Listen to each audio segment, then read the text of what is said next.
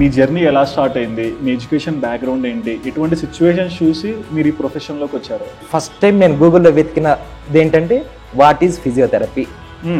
అక్కడ నాకు వచ్చిన ఆన్సర్స్ ఏంటంటే without medicine doing muscular skeletal treatments. ఆ లైన్ బాగా నచ్చింది. అది ఎప్పుడైతే తెలుసుకున్నానో అప్పుడు జాయిన్ అయ్యా. సార్, టు బి ఆనెస్ట్, ఫిజియోకి ఒక వాల్యూ రావడానికి చాలా ఇబ్బంది పడుతున్నారు. ఎందుకు? ఫస్ట్ వరల్డ్ వార్ ఆ టైంలో చాలా మందికి హ్యూజ్ యాక్సిడెంట్స్, అంటే బాంబుల వల్ల, బ్లాస్ట్ల వల్ల, వీటి వల్ల చాలా డ్యామేజెస్ జరిగాయి. ఆ టైంలో మెడిసిన్ కూడా అవైలబిలిటీ లేక ఆ పెయిన్ ఎలా తగ్గియాలి, వితౌట్ మెడిసిన్ థెరప్టికల్గా ట్రీట్మెంట్ ఎలా ఇవ్వచ్చు, ఓకే, అలా చాలా మంది డాక్టర్స్ కాన్సెప్ట్తో స్టార్ట్ అయిన కాన్సెప్టే ఫిజియోథెరపీ. ఎంటైర్ ఫిజియోథెరపీ క్లినిక్స్ నా ఎస్టిమేషన్ ఒక 1500 to 2000 మధ్యలో ఉంటాయి. ఓకే, మీరు తమిళనాడు వెళ్ళి చూడండి, ప్రతి వీధిలో 10 ఉంటాయి. మీరు కనీసం అక్కడ 20,000 క్లినిక్స్ చూడొచ్చు.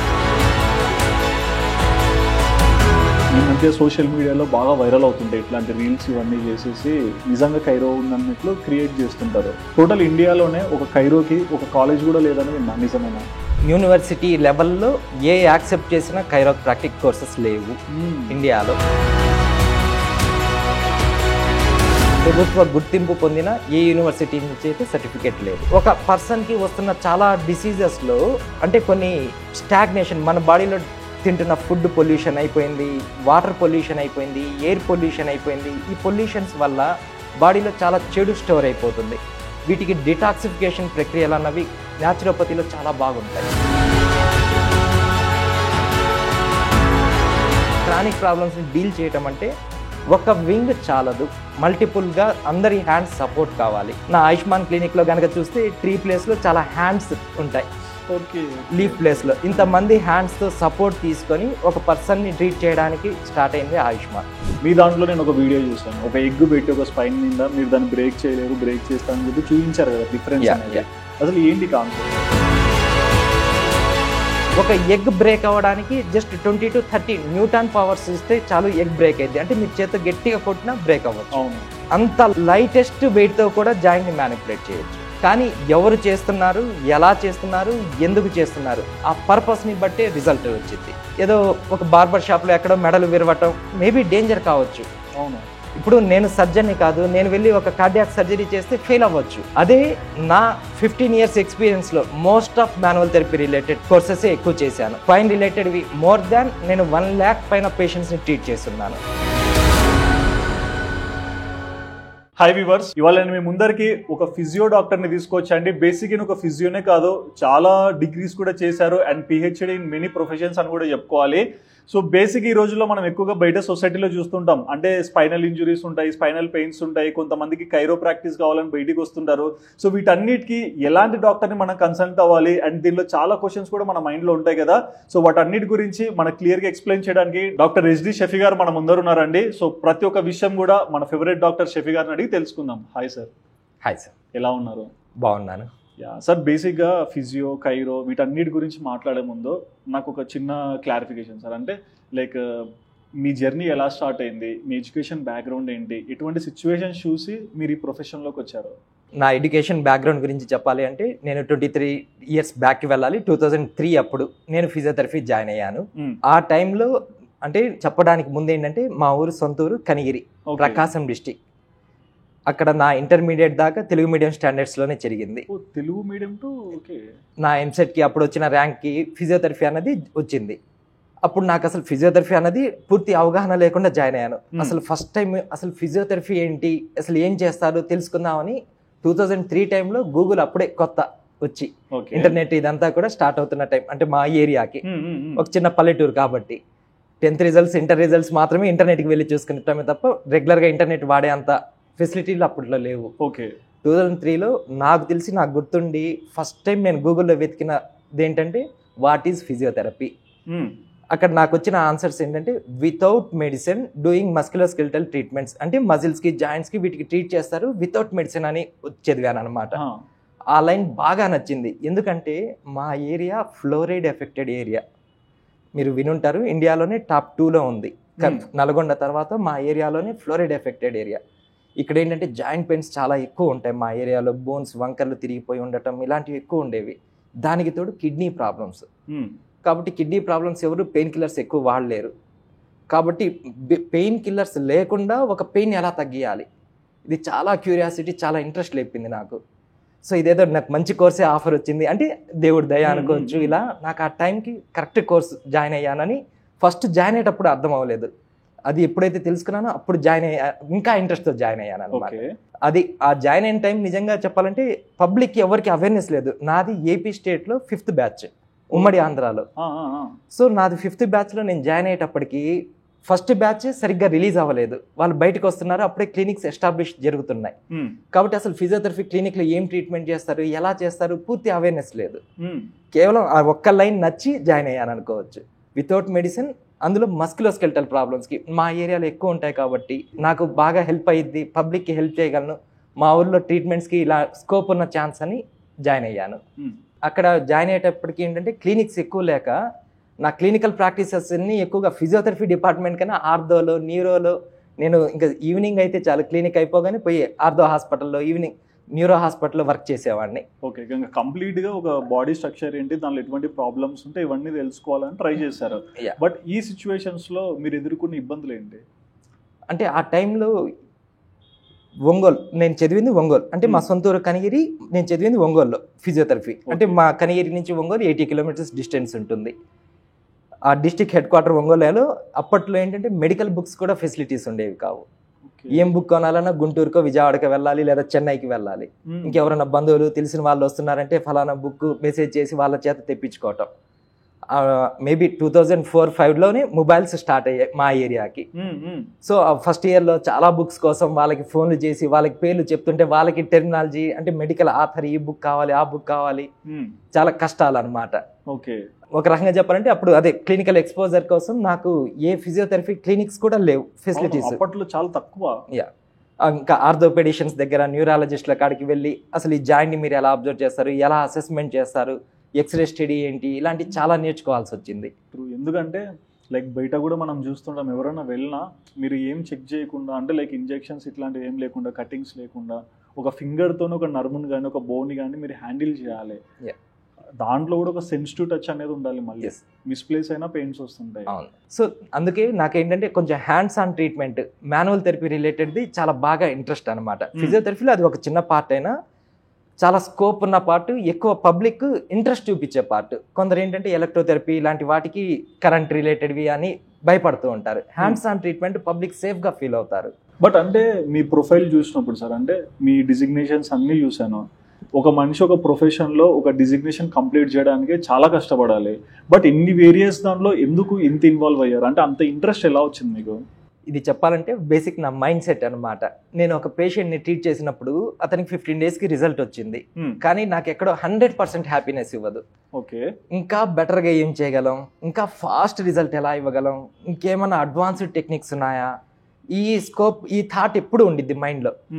సో అందులో ఎర్లీ స్టేజ్లో అంటే 2009లో నేను నా క్లినిక్ కనిగిరిలో స్టార్ట్ చేశాను. First time. ఆ టైంకి పబ్లిక్కి అవేర్నెస్ కూడా లేదు, ఫిజియోథెరపీలో అసలు ఏం ట్రీట్మెంట్ ఇస్తారు. ఆ టైంలో ఏంటంటే నేను చాలా మందికి పోయి ఫ్లోరైడ్ ఎఫెక్టెడ్ పీపుల్కి, జాయింట్ పెయిన్స్ ఉండే వాళ్ళకి ఇలా కొన్ని థెరపిటికల్ ట్రీట్మెంట్స్ ఉంటాయి, ఇలా కొన్ని ఎక్సర్సైజెస్ ఉంటాయి, దీనివల్ల బెటర్ అవ్వచ్చు, అంటే ఇంతకు మించి డ్యామేజ్ జరగకుండా చేయొచ్చు, మీ స్ట్రెంత్ డెవలప్ చేసుకోవచ్చు, ఇలాంటివి చాలా చెప్పేవాడిని. రాజీవ్ విద్యా మిషన్ తరఫున స్కూల్ పిల్లలకి వెళ్ళి, వికలాంగులు, కొందరు నడవలేని పిల్లలు, సిపి చైల్డ్స్, ఇలాంటి ప్రాబ్లం ఉండే వాళ్ళకి అవేర్నెస్, వాళ్ళ పేరెంట్స్కి అవేర్నెస్ ఇచ్చేవాడిని. ఓకే, వాళ్ళకి ఎన్ని మాటల ద్వారా చెప్పినా అంత అవేర్నెస్కి ఎక్కువ రిజల్ట్ వచ్చేది కాదు. అవేర్నెస్ అంటే నా కాడికి వచ్చి ట్రీట్మెంట్కి ఇంట్రెస్ట్ చూపించేవాళ్ళు కాదు. కానీ నా అదృష్టం ఏంటంటే నేను చదివింది ఒంగోలులో కాబట్టి అక్కడి నుంచి డాక్టర్ రెఫరెన్స్, మా ఏరియాలో ఎవరికైనా ప్రాబ్లం ఉంటే ఫలానా ఫిజియోథెరపిస్ట్ ఉన్నాడు, అక్కడికి వెళ్ళండి, ఆయన ట్రీట్ చేస్తాడు, ఈ బ్యాక్ పెయిన్కి, నెక్ పెయిన్కి, మీకు పక్షవాతాలకి, అక్కడికి వెళ్ళండి అంటూ రెఫరెన్స్ ఇచ్చేవాళ్ళు. ఓకే, నా కాడికి వచ్చి ట్రీట్మెంట్ తీసుకొని రిజల్ట్ ఏదైతే ఉందో, అతనికి బ్యాక్ పెయిన్ తగ్గిందంట, నెక్ పెయిన్ తగ్గిందంట, ఆ ఏరియాలో చెప్పుకోవటం స్టార్ట్ చేస్తూ అప్పుడు డైరెక్ట్ కన్సల్టేషన్ నా కాడికి. అప్పుడు ఫిజియోథెరపీలో అవేర్నెస్ పెరిగింది. సో ఆ లైఫ్ ఎక్స్పీరియన్స్ ఏం నేర్పించిందంటే, నాకు మాటలతో ఎన్ని చెప్పినా రిజల్ట్ రాదు, ఏదైతే మన ట్రీట్మెంట్ ద్వారా వచ్చిన రిజల్ట్ ఇది స్టాండర్డ్ చేసిద్ది. పబ్లిక్లో అవేర్నెస్ మాటల కన్నా రిజల్ట్ అవేర్నెస్ వేరు. ఎగ్జాక్ట్లీ. నా కెరియర్ స్టార్టింగ్లో నేర్చుకున్న లెసన్ అనొచ్చు. సార్ టు బి ఆనెస్ట్ ఈ రోజులలో చాలా మంది డాక్టర్స్ని చూస్తుంటాం, రకరకాల డిజిగ్నేషన్స్తో కనిపిస్తుంటారు. బట్ ఒక ఫిజియోకి ఒక వాల్యూ రావడానికి చాలా ఇబ్బంది పడుతున్నారు. ఎందుకు? ఈ సబ్జెక్టు చెప్పాలంటే ఫిజియోథెరపీ హిస్టరీ గురించి తెలిసి ఉండాలి. ఫిజియోథెరపీ అన్నది డైరెక్ట్ సబ్జెక్ట్ కాదు. అంటే ఒక ఆయుర్వేదిక్ ఎలా ఉద్భవించిందో, ఒక హోమియోపతి ఎలా అయితే వచ్చిందో అలాంటి సబ్జెక్ట్ కాదు. ఫస్ట్ వరల్డ్ వార్ ఆ టైంలో చాలా మందికి హ్యూజ్ యాక్సిడెంట్స్, అంటే బాంబుల వల్ల, బ్లాస్ట్ల వల్ల, వీటి వల్ల చాలా డ్యామేజెస్ జరిగాయి. ఆ టైంలో మెడిసిన్ కూడా అవైలబిలిటీ లేక ఆ పెయిన్ని ఎలా తగ్గియాలి, ఆ ప్రాబ్లమ్ని ఎలా తగ్గియాలి, ఆ ప్రాబ్లం నుంచి వచ్చిన అతన్ని ఎలా రికవరీ చేయాలి. ఈ టైంలో కొందరు ఆర్థోపెడిషియన్స్, కొందరు న్యూరాలజిస్టులు, ఆ టైంలో ఉన్న జనరల్ ఫిజిషియన్స్ కలిసి వితౌట్ మెడిసిన్ థెరప్టికల్గా ట్రీట్మెంట్ ఎలా ఇవ్వచ్చు, ఓకే, అలా చాలామంది డాక్టర్స్ కాన్సెప్ట్తో స్టార్ట్ అయిన కాన్సెప్టే ఫిజియోథెరపీ. సో ఇది అవేర్నెస్ ఇవ్వడానికి ఏంటి అంటే, ఇది ఇండియా లెవెల్లో చెప్పాలి అంటే ఫస్ట్ డిప్లొమా కోర్సెస్ అని, కొన్ని 6 months కోర్సెస్ అని, కొన్ని 2 years కోర్సెస్ అని, వొకేషనల్ డిగ్రీస్ అని ఇట్లా స్టార్ట్ అవుతూ ఆంధ్రాలో స్పెసిఫిక్గా చెప్పాలంటే 99లో ఫస్ట్ బ్యాచ్ స్టార్ట్ అయింది. కానీ తమిళనాడు కనుక చూస్తే ఒక 15 years ముందే ఫిజియోథెరపీ అక్కడ స్టార్ట్ అయింది. 15 years లేట్ అనుకోవచ్చు ఆంధ్రాకి, అంటే ఉమ్మడి ఆంధ్రాకి. వీళ్ళు ఎప్పుడైతే వచ్చారో పబ్లిక్కి చాలా డిమాండ్ ఉంది, అంటే ఫిజియోథెరపీ రిలేటెడ్ ట్రీట్మెంట్స్కి డిమాండ్ ఉంది. వీళ్ళు ఎవరైతే వచ్చారో వచ్చిన వాళ్ళు ఫారిన్ ఆపర్చునిటీస్ ఇటు వెళ్ళిపోతుండేటప్పటికి పబ్లిక్లో రియల్ ఫిజియోథెరపీ క్లినిక్స్ కానీ, ఇక్కడ ట్రీట్మెంట్ ఏం చేస్తారని కానీ ఏమీ తెలియదు. వచ్చిందే తక్కువ, లేట్గా వచ్చింది, ఎంటర్ అయ్యింది ఆంధ్రాలో. దానివల్ల పబ్లిక్ వచ్చిన వాళ్ళు కాస్త ఫారిన్కి వెళ్ళిపోవటం, డిమాండ్ ఎక్కువ ఉండటం వల్ల, ఆపర్చునిటీస్ వల్ల బయటకు వెళ్ళిపోతున్నారు. సో తక్కువ క్లినిక్స్ ఉన్నాయి. ఇంకా గవర్నమెంట్ సర్వీసెస్ ఇంకా ప్రొవైడ్ చేస్తే, ఫిజియోథెరపీ రిలేటెడ్ ట్రీట్మెంట్స్కి స్కోప్ కనుక ఇస్తే, ఇంకా పబ్లిక్లో ఆ అవేర్నెస్ వస్తే ఆ డిమాండ్ వేరుగా ఉంటుంది, ఆ స్కోప్ వేరుగా ఉంటుంది. అండ్ ఇందులో కూడా ఒకటి చూసాం సార్, అంటే ఇప్పుడు ఫిజియోస్లో కూడా రకరకాల ట్రీట్మెంట్స్ ఉన్నాయి. బట్ కైరో ఇది ఈ మధ్య సోషల్ మీడియాలో బాగా వైరల్ అవుతుంటాయి. ఇట్లాంటి రీల్స్ ఇవన్నీ చేసేసి నిజంగా కైరో ఉందన్నట్లు క్రియేట్ చేస్తుంటారు. బట్ నేను కొంచెం ఇట్లా సెర్చ్ చేసినప్పుడు టోటల్ ఇండియాలోనే ఒక కైరోకి ఒక కాలేజ్ కూడా లేదని విన్నా. నిజమేనా? యూనివర్సిటీ లెవెల్లో ఏ యాక్సెప్ట్ చేసిన కైరోప్రాక్టిక్ కోర్సెస్ లేవు ఇండియాలో. కొన్ని సర్టిఫైడ్ కోర్సెస్ మాత్రమే ఉన్నాయి. అంటే అవి ఒక 1 month కావచ్చు, 3 months కావచ్చు. కొందరు ఫారినర్స్ బయట నుంచి వచ్చి కొందరు నేర్పిస్తున్నారు. సో ఇండియా గుర్తింపు పొందిన, ప్రభుత్వ గుర్తింపు పొందిన ఏ యూనివర్సిటీ నుంచి అయితే సర్టిఫికేట్ లేదు. ట్రూ. అంటే మీకోసం అని కదా, అంటే నేను బేసిక్గా చాలా మందిని సోషల్ మీడియాలో అంటే చూస్తుంటాం. బట్ నిజంగా ఆయనకు వచ్చి ఆయన హ్యాండిలింగ్ చేయగలుగుతాడు అనేది తెలీదు. వెళ్తుంటారు, బట్ కొన్ని చోట్ల మిస్ప్లేస్ అవుతుంటుంది. అండ్ మీ విషయానికి వస్తే నాకు మీ పేరు చాలా డిఫరెంట్గా ఉంది, ఆయుష్మాన్. అంటే ఏంటి, ఆయుష్ పెంచాలా? ఆయుష్మాన్ అంటే దీర్ఘకాలంగా జీవించు అని ఒక ఆశీర్వాదం లాంటిది. ట్రూ. ఓకే. మేజర్గా ఆయుష్ అంటే పబ్లిక్ ఎక్కువ మందికి ఐడియా ఉండొచ్చు. I for Ayurveda, Y for yoga, U for Unani, Siddha, ఇలా ఆయుష్. నా క్లినిక్ పేరేంటి అంటే ఆయుష్మాన్. మ్యాన్ అని ఒక ఎక్స్టెన్షన్ చేశాను. ఓకే. ఆయుష్ తర్వాత man for manual and physical therapy, alternative therapies, naturopathy, nutrition, దీన్ని అడిషనల్గా యాడ్ చేశాను. మేజర్గా ఈ ఆయుష్మాన్లో ఏంటి అంటే హోలిస్టిక్ అండ్ ఇంటిగ్రేటెడ్ అప్రోచ్తో ట్రీట్మెంట్స్ ఇస్తూ ఉంటాం. ఓకే. అంటే ఈ రోజుల్లో వస్తున్న కొన్ని ప్రాబ్లమ్స్కి సొల్యూషనే లేదు. సింగిల్ వింగ్ అన్నది ట్రీట్ చేయలేకపోతుంది. ఒక ఆయుర్వేదిక్ ఒక్కటి కానీ, ఒక హోమియో కానీ, ఒక ఫిజియో కానీ ఇది కుదరటం లేదనమాట. ఇది నా ఎక్స్పీరియన్స్ది చెప్తున్నాను. నా పిహెచ్డి అంతా దీంట్లోనే చేశాను.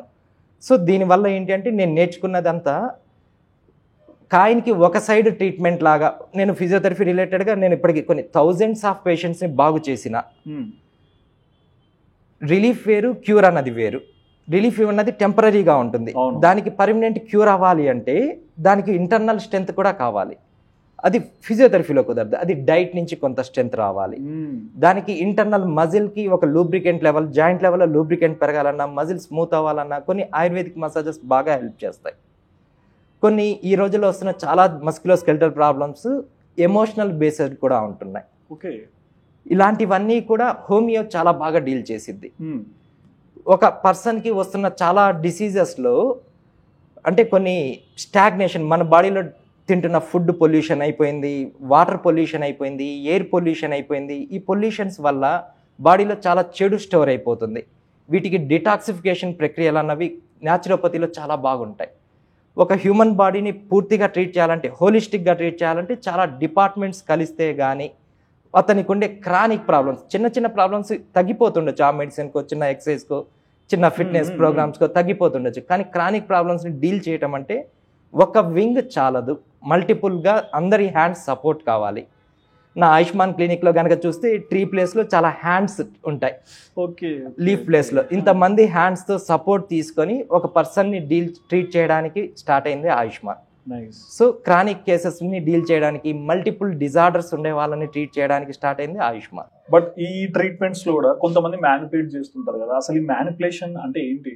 ఒక జాయింట్ ఎప్పుడైతే మిస్ అలైన్మెంట్ అంటే దాని పొజిషన్ మారుతుందో, ఇలా ఉండాల్సింది పక్కకి జరిగితే లేదా పైకి జరిగితే అటు జరిగితే, ఆ జాయింట్ పక్కకి జరగటం మిస్ అలైన్మెంట్ అయినా మాల్ అలైన్మెంట్ అయినా ఆ పొజిషన్ని సెట్ చేయటమే మ్యానిపులేషన్. ఓకే. సో ఆర్థోపెడిషన్ లెవెల్లో వాళ్ళు ఏంటంటే ప్యూరెస్ట్ మ్యానిపులేషన్ చెప్పాలి అంటే ఆర్థోపెడిషన్లు అండర్ అనస్థీషియాలో ఇస్తూ ఉంటారు. ఒక షోల్డర్ డిస్లొకేషన్ అయితే,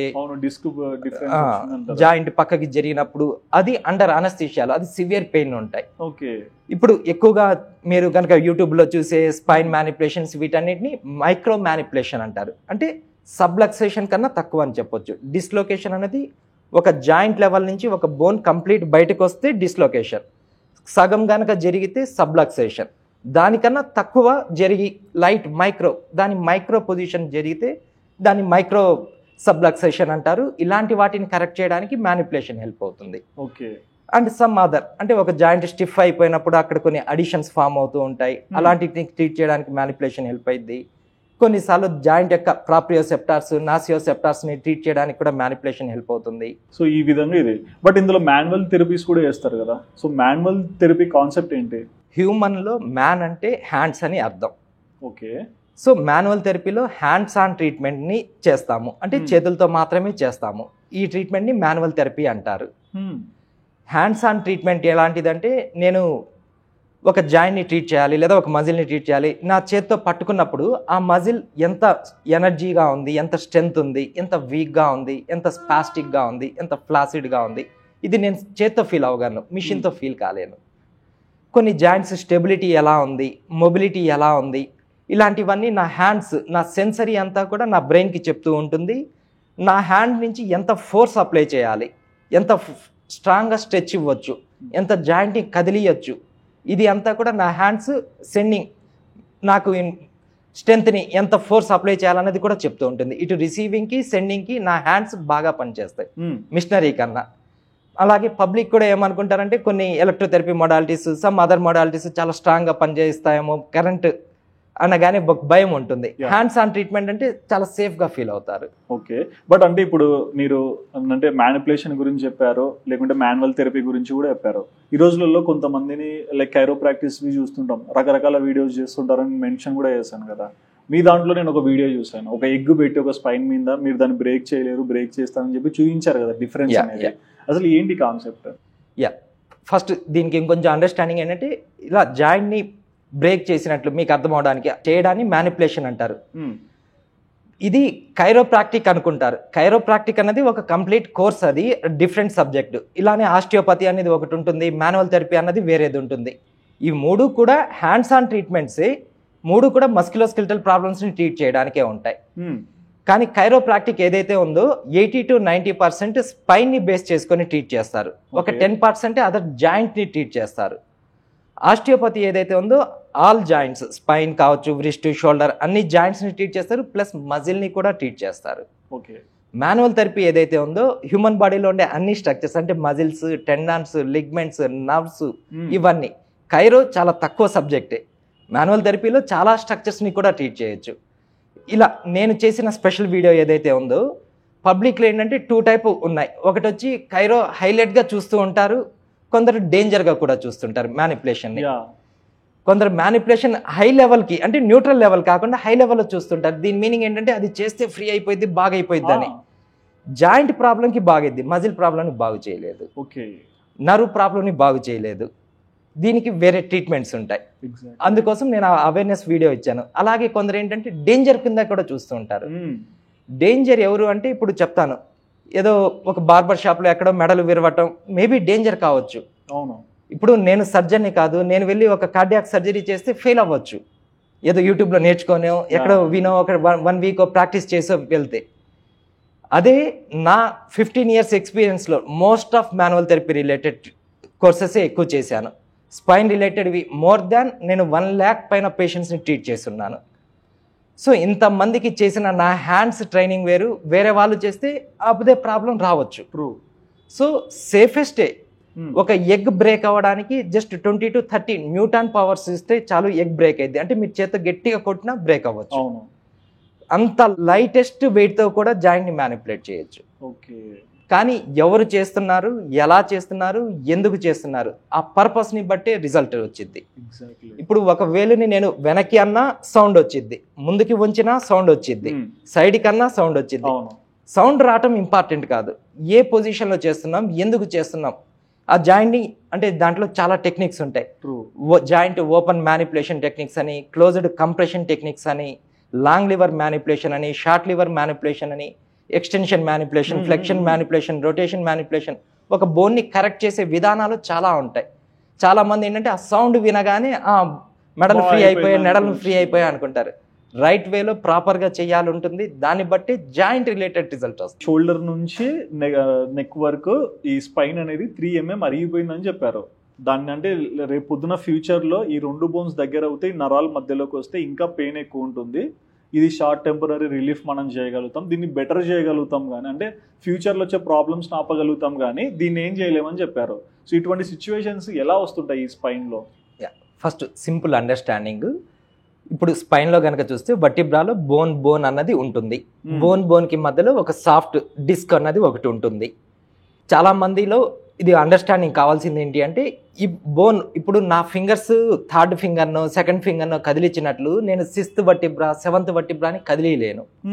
కానీ ఎందుకు అవి దగ్గరికి వచ్చాయి, ఎలా దగ్గరికి వచ్చాయి? ఇప్పుడు అన్ని వర్టిబ్రాస్ బాగున్నాయి, C1 నుంచి C7 దాకా. ఒక్కడో C6 C7 ఒక కంప్రెషన్ వస్తుంది. ఎందుకు ఆ 2 వర్టిబ్రాస్ మధ్యలోనే కంప్రెషన్ అయింది? దాని స్పేస్ ఎందుకు తగ్గింది అంటే దాని సరౌండింగ్ ఉన్న మజిల్ టైట్ అయిపోవటం. సో ఈ మజిల్ని ఫ్రీ చేస్తే గానీ ఆ బోన్ స్పేస్ అన్నది పెరగదు. ఈ డిస్క్ అన్నది అంటే ఎప్పుడైతే బోన్ కంప్రెస్ చేసిద్దో డిస్క్ అన్నది బయటికి బల్జింగ్ లాగా అవుతూ ఉంటుంది. అది కొన్నిసార్లు పగిలిపోవచ్చు కూడా, హెర్నియేషన్ అంటారు, ప్రొట్యూజన్, ఎక్స్ట్రూజన్, ఇలాంటి చాలా కండిషన్స్ ఉంటాయి. ఎప్పుడైతే ఈ బోన్స్ 2 దగ్గరకు వచ్చాయో దాన్ని బట్టి ఎంత దగ్గరికి వచ్చింది, ఆ డిస్క్ వచ్చి నరుని ఎంత ఇరిటేట్ చేస్తుంది, ముందుకు వచ్చిన బల్జింగ్ అయిన డిస్క్ ఎంత ఇరిటేట్ చేస్తుంది, దాన్ని బట్టి పెయిన్ సివియారిటీ, అది షోల్డర్ కావచ్చు, మీరు చెప్పినట్లు కొన్నిసార్లు షోల్డర్ దాటి హ్యాండ్ దాకా కూడా రేడియేట్ అవ్వచ్చు. దాన్ని రేడియేటింగ్ పెయిన్ అంటాం అనమాట. ఇది ఫస్ట్ ట్రీట్మెంట్ ఎక్కడ జరిగింది ప్రాబ్లం? మజిల్ టైట్ అవ్వటం. మజిల్ని ప్రాపర్గా ట్రీట్ చేస్తే జాయింట్ స్పేస్ ఇంక్రీజ్ అయ్యింది. జాయింట్ స్పేస్ ఇంక్రీజ్ అయితే ముందుకు వచ్చిన డిస్క్ లోపలికి వెళ్ళింది, అప్పుడు నర్వ్ని ఇరిటేషన్ తగ్గించింది. కేవలం ఒక ట్రీట్మెంట్తో అంటే కేవలం జాయింట్ని ఫ్రీ చేసినంత మాత్రం అవ్వదు మళ్ళీ, ఎందుకంటే మజిల్ టైట్ ఉంది. మజిల్ని ట్రీట్ చేయాలి, జాయింట్ని ట్రీట్ చేయాలి, డిస్క్ లోపలికి వెళ్ళేలా వాళ్ళకి కొన్ని రీహాబిలిటేషన్ ఎక్సర్సైజ్ చేయాలి, అప్పుడు నర్వ్ పైన ఇరిటేషన్ తగ్గింది. అండ్ ఈ నర్వ్స్ లో కూడా ఒకటి వింటాను సార్, అంటే B12 తక్కువైంది, అందుకే ఈ నర్వ్స్ ఇట్లు ఉన్నాయి, B12 తింటే ఈ నర్వ్ చుట్టూ ఒక లేయర్ ఫామ్ అవుతుంది, ఫ్యూచర్ లో ప్రొటెక్షన్ ఇస్తుంది అంటారు. B12 అంటే నాన్ వెజ్ తినే వాళ్ళకి లివర్ ఇట్లాంటి దానిలో దొరుకుతుంది, మరి వెజ్ కొంత తక్కువే కావచ్చు వెజిటేరియన్ లో, కానీ అదర్ ఆల్టర్నేట్ సోర్సెస్ ఉన్నాయి. దీనికన్నా ముందు అసలు మీరు అడిగిన దాంట్లో ఒక చిన్న కరెక్షన్ చెప్పండి. అంటే నెక్ పెయిన్ లో, బ్యాక్ పెయిన్స్ లో వచ్చేవి ఇవి విటమిన్ డెఫిషియన్సీనా నర్వ్ కంప్రెషన్ వలన, ఈ డిఫరెన్స్ అర్థం అవ్వాలి. నేను ఒక చేతికి నేను ఒక తాడు కట్టేశాను, కాసేపటికి చేయి లాగటము, తిమ్మిరో ఇలాంటివి వస్తాయి. ఇది డెఫిషియన్సీనా కంప్రెషనా? కంప్రెషన్. సో ఇక్కడ వస్తుంది డెఫిషియన్సీనా కంప్రెషనా. ఓకే. సో ఇది అండర్స్టాండింగ్ లేక నర్వ్ ప్రాబ్లం రాగానే చాలా మంది విటమిన్ మెడిసిన్ ఎక్కువ వాడుతూ ఉంటారు. ఇక్కడ అసలు కావాల్సింది కంప్రెషన్ రిలీజ్ చేయటం. మెడికేషన్ సపోర్ట్ ఎంతవరకు అంటే, ఇప్పుడు ఒక షుగర్ పేషెంట్కి 2 చేతుల్లో 2 కాళ్ళల్లో తిమ్మిళ్ళు వస్తుంటే అది విటమిన్ డెఫిషియన్సీ, దానికి ఏదో విటమిన్ సపోర్ట్ కావాలి.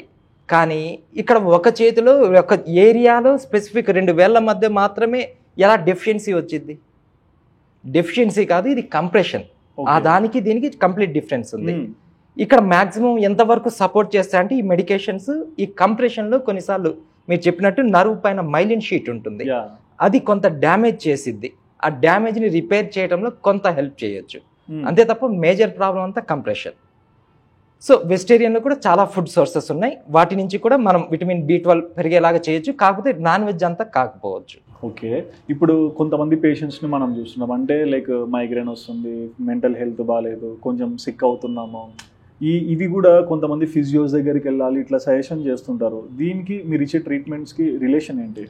యా, అసలు మైగ్రేన్ అంటే ఫస్ట్ అండర్స్టాండింగ్ అనమాట. చాలామంది ఏంటంటే కొన్ని హెడ్ఏక్లలో అది ఒక కింగ్ సబ్జెక్ట్ అనుకోవచ్చు. మైగ్రేన్ అంటేనే అన్నోన్ రీజన్ వల్ల వస్తున్న హెడ్ఏక్ని మైగ్రేన్ అంటారు. అన్నోన్ రీజన్ అంటే అది ఎంఆర్ఐలో ఫైండ్ అవ్వట్లేదు, ఎక్స్రేలో ఫైండ్ అవ్వట్లేదు, ఏ రిపోర్ట్స్లో బ్లడ్ రిపోర్ట్స్లో దేంట్లో ఫైండ్ అవ్వట్లేదు, ఎందుకు వస్తుందో తెలియదు, దీన్ని మైగ్రేన్ అంటారు. ఇది అంతా ఎప్పుడు దాకా అంటే 2014 ముందు దాకా. 2014 నుంచి చాలా మస్క్యులో స్కెలిటల్ స్టడీస్ చెప్తూ ఉన్నాయి మోస్ట్ ఆఫ్ మైగ్రేన్స్ అన్ని సర్వికోజెనిక్ హెడ్ఏక్ అని.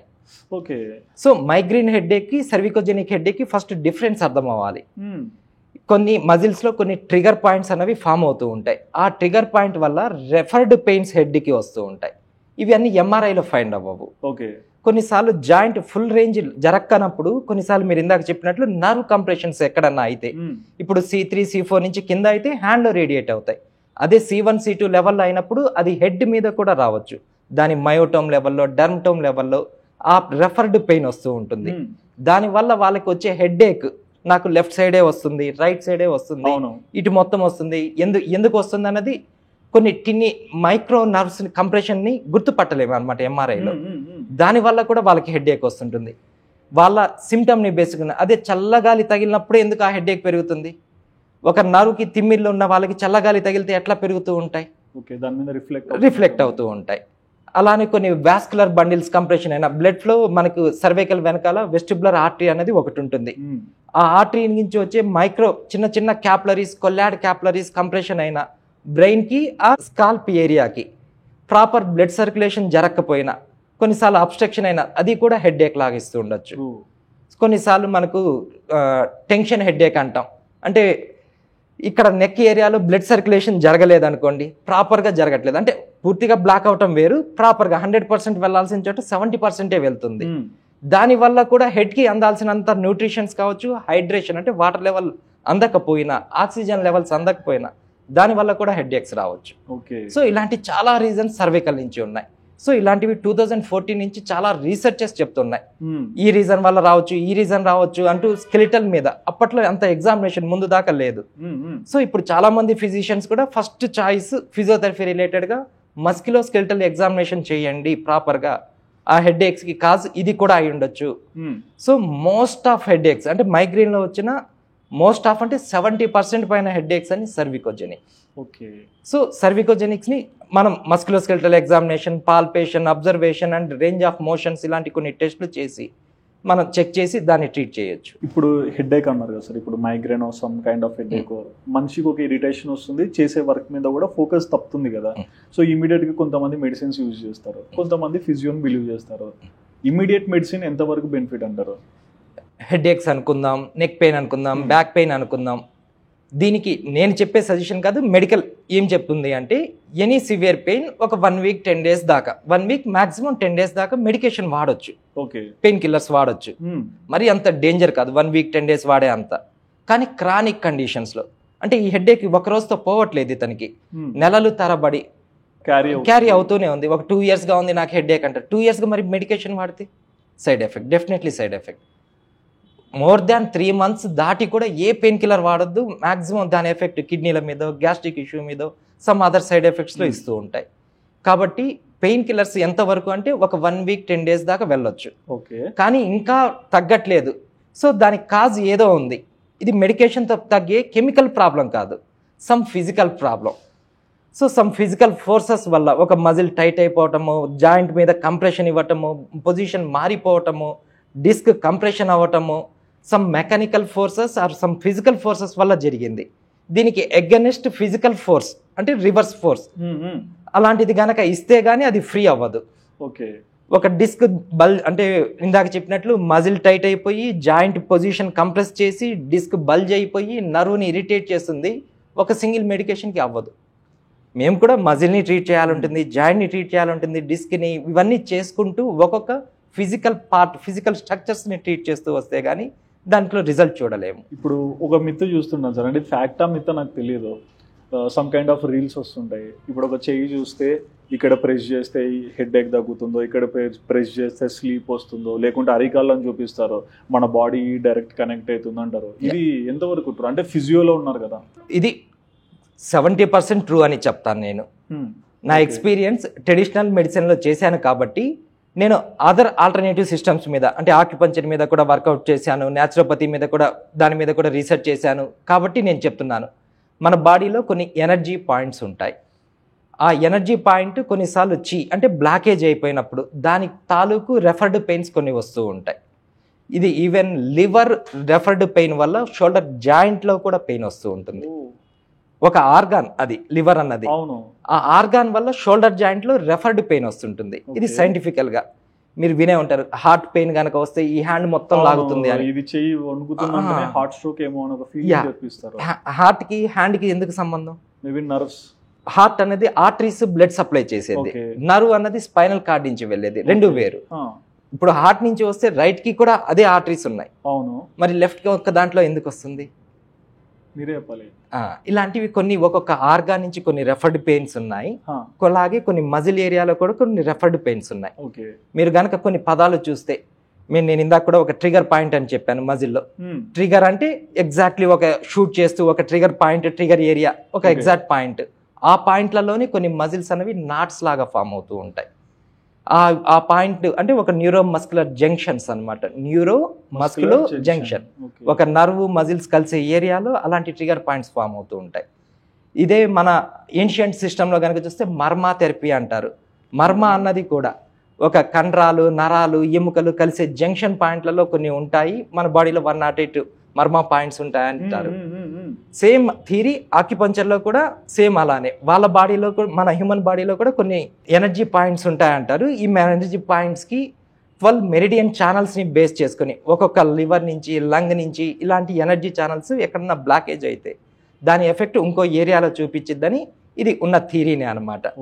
మీరు ట్రిగర్ పాయింట్స్ చూసినా, మర్మా పాయింట్స్ చూసినా, ఆక్యుపంచర్ రిలేటెడ్ ఎనర్జీ పాయింట్స్ చూసినా, ఆల్ కాన్సెప్ట్స్ ఆర్ సేమ్. ఈ మర్మ అంటే లైక్ మర్మకళ ఇట్లాంటిదా? అది కూడా మోస్ట్ ఆఫ్ అదే. కాకపోతే అంటే సినిమాటిక్ స్టైల్లో వాళ్ళు అక్కడ ప్రెస్ చేయగానే బ్లాక్ అయిపోయి ఇంకా ఏదో డిసీజ్ లెవెల్కి వెళ్ళిపోయి ఇంత ఇమీడియట్గా జరగకపోవచ్చు. నా ఎక్స్పీరియన్స్లో అయితే ఇంత ఇమీడియట్గా చూడలేదు. కానీ అలాంటి కంప్రెషన్ వల్ల స్లోగా గ్రాడ్యువల్గా ఇప్పుడు ఎక్కడో ఒక మజిల్లో వచ్చిన ట్రిగర్ పాయింట్ నేను ఇందాక చెప్పినట్లు హెడ్ ఏక్ ఇస్తూ ఉండొచ్చు, ఇంకో లివర్ మీద చూపించచ్చు, ఇంకో కార్డియాక్ మీద కూడా కొన్ని అలాంటి ఎనర్జీ పాయింట్స్ బ్లాకేజ్ వల్ల వస్తూ ఉంటాయి. కాకపోతే అది ఇమ్మీడియట్ గా నిమిషాల్లో సినిమాల్లో చూపించినంతగా జరగకపోవచ్చు, స్లోగా దాని ఎఫెక్ట్ చూపించింది. ఓకే, కొన్ని వర్టిగో ప్రాబ్లమ్స్ వింటాం కదా, సో ఆ వర్టిగో ప్రాబ్లమ్స్ ని చాలా మంది సఫర్ అవుతుంటారు, దాన్ని ఎలా ట్రీట్ చేయొచ్చు? వర్టిగో అంటే ఫస్ట్ డిసీజ్ కాదు, అది ఒక సిమ్టమ్. ఇది అర్థం చేసుకోవాలి. వర్టిగో అంటే కళ్ళు తిరిగినట్లు అవ్వటం, ఇట్లా మైకంగా కళ్ళు తిరుగుతుంది. సిమ్టమ్ కాజ్ ఏంటి, ఎక్కడి నుంచి వస్తుంది, ఇది మెయిన్ రీసెర్చ్. దీంట్లో 2 కేటగిరీస్ గనక చేస్తే, positional vertigo, non positional vertigo. అంటే నేను ఇప్పుడు కూర్చోబోయి లెగబోయాను, కదిలాను, నా హెడ్ అండ్ నెక్ కదిలింది, అప్పుడు టక్కని కళ్ళు తిరిగాయి. లేదా పడుకొని లెగబోయాను, ఎక్కువ మంది పేషెంట్లు చెప్తుంటారు, పడుకొని లెగబోయాను అప్పుడు కళ్ళు తిరిగినట్లయ్యాయి. కింద కూర్చొని పైకి లేచాను, కదిలినప్పుడు నాకు ఈ కళ్ళు తిరిగినట్లయ్యాయి, మైకంలాగా. దీన్ని పొజిషనల్ వర్టిగో అంటాం. కొన్ని నాన్ పొజిషనల్ అంటే కూర్చొని ఉన్నాం, సడన్గా స్లోగా కళ్ళు తిరగటం స్టార్ట్ అయిపోయాయి, పడుకొని ఉన్నాం అయినా కళ్ళు తిరగటం స్టార్ట్ అయిపోయాయి. ఇవన్నీ నాన్ పొజిషనల్. అంటే ఇవన్నీ ఏంటి, కొన్నిసార్లు బీపీ పెరిగిపోయినా, షుగర్ లెవెల్స్ డౌన్ అయిపోయినా, కొన్ని కార్డియాక్ ఇష్యూస్లో, కొన్ని లివర్, కొన్ని గ్యాస్ట్రిక్, కిడ్నీ, ఇలాంటి సిస్టమిక్ డిసీజెస్ వల్ల వచ్చే వర్టిగో. ఓకే, మీకు ఇంకా డిఫరెన్స్ క్లారిటీగా చెప్పాలి అంటే, ఇలాంటి సిస్టమిక్ డిసీజెస్ నుంచి వచ్చే వర్టిగో ఏదైతే ఉందో ఇది కొంచెం మోర్ దాన్ 3 minutes నుంచి కొన్నిసార్లు 3 hours కూడా కళ్ళు తిరగచ్చు. ఈ హెడ్ అండ్ నెక్ నుంచి వచ్చే వర్టిగో ఎలా ఉంటుందంటే చాలా సివియారిటీ ఎక్కువ ఉంటుంది, టైం డ్యూరేషన్ తక్కువ ఉంటుంది. సడన్ గా కళ్ళు తిప్పినట్లుంటే వితిన్ 30 seconds లో బెటర్ అయిపోతారు. సడన్ గా హెవీగా తిప్పేసినట్లుంటే తగ్గిపోతాయి, టైం డ్యూరేషన్ తక్కువ. ఇందుకు మెయిన్గా ఈ పొజిషన్ ఎక్కడ ప్రాబ్లం వస్తుంది, నెక్లోనా, కొన్నిసార్లు నెక్లో ఇందాక చెప్పినట్లు న్యూరోవాస్కులర్ బండిల్స్ ఎక్కడో కంప్రెషన్ అవ్వచ్చు, సడన్గా బ్లాకేజ్ అవ్వచ్చు. దానివల్ల కొన్ని సెకండ్లు బ్రెయిన్ లెవెల్కి oxygen, blood supply, nerve irritation వల్ల కూడా సడన్ గా కళ్ళు తిరిగినట్లు రావచ్చు. ఓకే. సో సర్వైకల్ లెవెల్లో మేము ఫస్ట్ అబ్జర్వేషన్ ఉంటాం. సర్వైకల్ని ప్రాపర్గా ట్రీట్ చేయాలి పొజిషన్ వర్టిగో అయితే. సెకండ్ వచ్చేటప్పటికి ఇన్నర్ ఇయర్, మన చెవి లోపల సెమీ సర్క్యులర్ కెనాల్స్ అనేవి ఉంటాయి. నేను ఒకసారి మీకు ఒక మోడల్ చూపిస్తాను. చూపించు. ఈ చెవి అందరికీ మనకి బయటికి కనపడేది ఈ చెవి మాత్రమే, వినడానికి మాత్రమే అనుకుంటాం. చెవి వెనకాల వైపు ఒక 3 సెమీ సర్క్యులర్ కెనాల్స్ ఉంటాయి. ఇది అసలు మెయిన్ మన body, brain, head balance system కోసం ఫామ్ అయింది. ఇప్పుడు నా తల నేను కళ్ళు మూసుకొని రైట్కి బెండ్ చేశానా, లెఫ్ట్కి బెండ్ చేశానా, వెనక్కి బెండ్ చేశానా నాకు ఎలా తెలుస్తుంటుంది? లైక్ ఇండికేషన్ వస్తుంది. ఆ ఇండికేషన్ ఎక్కడి నుంచి వస్తుంది? బ్రెయిన్ నుంచి, దీని నుంచి. ఓ, సెన్సరీ వేరు. ఇప్పుడు నాకు ఇది తగిలింది అంటే టచ్ వల్ల తెలుస్తుంది బ్రెయిన్కి. టచ్ చేయకుండా ఎలా తెలుస్తుంది తల వెనక్కి వెళ్ళిందని? ఇది దీంట్లో సెమీ సర్క్యులర్ కెనాల్స్ అని ఉంటాయి. వీటి లోపల ఒక లిక్విడ్ ఉంటుంది. ఆ లిక్విడ్ ఇటు నుంచి నేను తల వెనక్కి వెళ్ళేటప్పుడు వెనక్కి వెళ్ళటం, ముందుకన్నప్పుడు ముందుకి రావటం, సైడ్కి అన్నప్పుడు ఇటు తిరగటం, అటువైపు తిరగటం, సైడ్ క్రాస్గా అన్నప్పుడు ఒక సైడ్కి ఆ లిక్విడ్ మూవ్మెంట్ జరిగేదాన్ని బట్టి ఆ సిగ్నల్స్ అన్ని బ్రెయిన్కి వెళ్తూ ఉంటాయి. ఓకే. అంటే చెవు కూడా ఒక ఇండికేషన్. మేజర్. సో హ్యూమన్ బాడీలో బ్యాలెన్స్ సిస్టమ్ కి మేజర్ ఇది. Sir sorry to disturb. అంటే కొన్నిసార్లు మనం చూస్తాం సార్ కొన్ని, అంటే ఎవరైనా చెవు మీద కొడితే లేకుంటే చెవులోంచి రక్తం వచ్చినా మాక్సిమం చనిపోతారనే టెన్షన్ చూపిస్తారు. ఇది చాలా డెప్త్. అంటే ఇది వెస్టిబులర్ నర్వ్ అంటారు. ఈ నర్వ్ బ్రెయిన్ కి అంటే ఇన్నర్ ఇయర్ కి దానికి గనక గమనిస్తే మీకు ఎగ్జాక్ట్లీ చెప్పాలంటే మీ కంటి లెవెల్ కి వెనకాల ఉంటుంది, మీ బ్రెయిన్ లెవెల్కి చాలా దగ్గరలో ఉంటుంది. కాబట్టి అక్కడ డ్యామేజ్ నుంచి బ్లడ్ వచ్చింది అంటే బ్రెయిన్ నుంచి ఏదో ఇంజురీ అయినట్లు. చాలా కొన్ని సెంటీమీటర్స్ ఉంటుంది. కాబట్టి మన కంటి లెవెల్ ఎక్కడైతే ఉంటుందో నేను చెప్పిన ఈ సెమీ సర్క్యులర్ కెనాల్ ఎగ్జాక్ట్లీ మన కంటికి వెనకాల వైపు ఉంటుంది, అంత లోపల ఉంటుంది. మనకి బయటకు కనపడే చెవి వేరు, లోపల ఇన్నర్ ఇయర్ వేరు. ఇన్నర్ ఇయర్లో సెకండ్ సిస్టమ్ ఇది. ఇందాక సారీ డిస్టర్బ్ చేశాను. ఇందాక ఆ సెమీ సర్క్యులర్ కెనాల్లో వచ్చే డిస్టర్బెన్స్ వల్ల మోస్ట్ ఆఫ్ 70% పీపుల్లో వచ్చేదంతా దీని నుంచే. దీన్ని బినైన్ ప్రాక్సిమల్ పొజిషనల్ వర్టిగో అంటారు. ఈ ప్రాబ్లం వల్ల ఎంతమంది అంటే ఇలాంటి problem world top 9th commonest problem కింద ఉంది ఇండియా, వరల్డ్ వైడ్ గా.